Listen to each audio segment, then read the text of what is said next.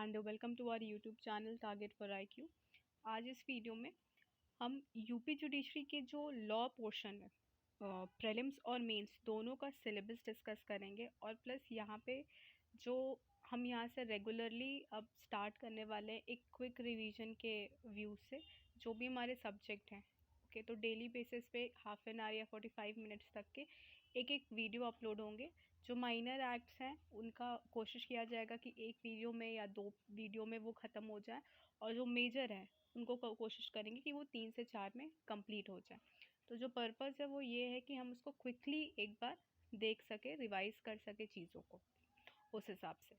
Okay, तो अगर हम प्रीलिम्स की बात करें तो 300 नंबर का प्री में लॉ पोर्शन से आता है, और जो सब्जेक्ट्स हैं वो हैं jurisprudence, international law, contract, evidence, CRPC, IPC, TPA, CPC, constitution and current international affairs. Okay, तो ये इतना पोर्शन आपका 300 नंबर का होता है, जिसमें 150 क्वेश्चंस होते हैं एंड इंटू 2 एक एक क्वेश्चन आपका 2-2 मार्क्स का होता है। अब अगर हम मेंस की बात करें तो मेंस में एक सब्सटैंटिव लॉ आता है 200 का, प्रोसीजरल एंड एविडेंस 200 का, and penal revenue and local laws. Okay, तो सब्सटैंटिव लॉ में कौन कौन से सब्जेक्ट है?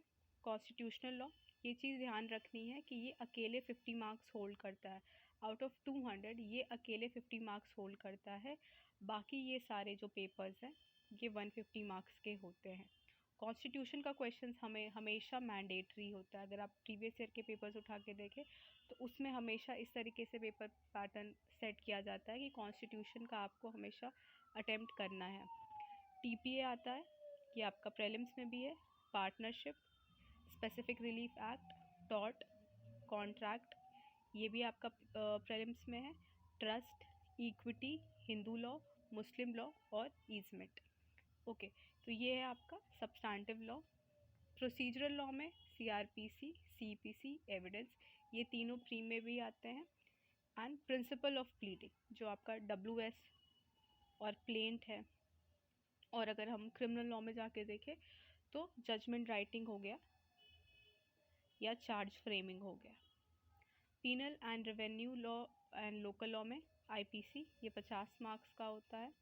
उसके बाद municipalities act, Panchayati Raj act, consolidation of holding act, urban planning and development act 1973, Uttar Pradesh urban building regulation of letting and letting rent and eviction act 1972, and Uttar Pradesh revenue code होगा, ये सॉरी गलती से कोड लिखा गया है, रेवेन्यू कोड 2006। तो ये आपका पूरा प्रीलिम्स और मेंस का लॉ पोर्शन का सिलेबस है। ओके, इफ़ इन केस इसमें कोई भी सब्जेक्ट मिस आउट हो गया होगा तो आप उसे अदरवाइज़ ना लेके आप इसे कमेंट सेक्शन में करेक्ट करके बता सकते हैं कि ये इन केस अगर वो मिस हो गया है तो सबसे पहले हमारा जो टारगेट होगा वो ये होगा कि हम प्रीलिम पॉइंट से सारे जो सब्जेक्ट हैं उनको एक क्विक रिवीजन के हिसाब से कंप्लीट करें। अभी रिसेंट में जितने भी एग्ज़ाम्स हुए हैं वो इस तरीके से हुए हैं जिसमें आपका एविडेंस, CRPC, IPC ये सारे ऑलमोस्ट आपने एक एक दो दो बार पढ़ रखा होगा। तो जो चीज़ें लोगों की कई टाइम से छूटी हुई हैं, जो मेजर माइनर सब्जेक्ट है या जो सिविल लॉज के कुछ सब्जेक्ट है जैसे TPA हो गया, ठीक है, तो या कॉन्ट्रैक्ट हो गया, तो हमारा जो पहला टारगेट होगा वो हम कॉन्ट्रैक्ट कंप्लीट करेंगे। Then will go for TPA।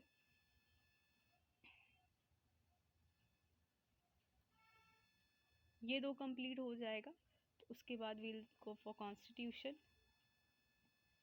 Then will go for the major one, CPC complete करेंगे, then CRPC, IPC, okay, evidence, फिर उसके बाद लास्ट में हम ज्यूरिस्प्रूडेंस को देखेंगे एंड फिर इंटरनेशनल अफेयर्स। ओके, तो इस पे जो होगा हम एक